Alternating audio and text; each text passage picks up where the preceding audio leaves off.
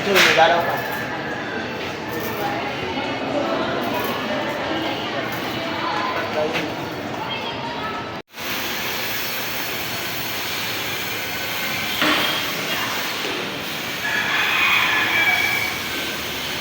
Ayan ba with So you have done serving your minimum sentence. So you are qualified to apply in parole. This director and Ms. Vega, please review in order to decide whether it will be granted or not.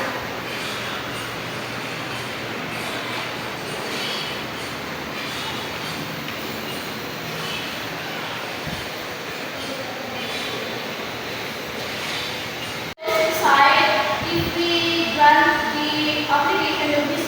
Vega or parole. Granted. Granted. So,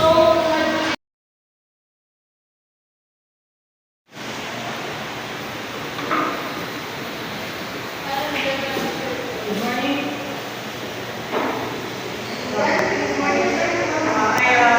Julia Marquez of Commission Officer.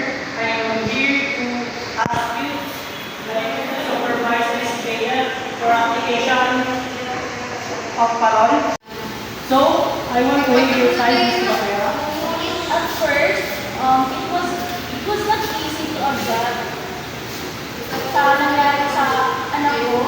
Pero I think this is the right time to forgive her. And I think she deserved to grant for parole. Thank you for your time, Ms. Bacera. Thank you, sir.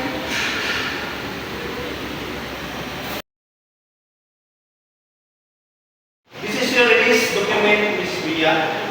You are now granted for parole, and you are now serving remaining sentence outside the prison.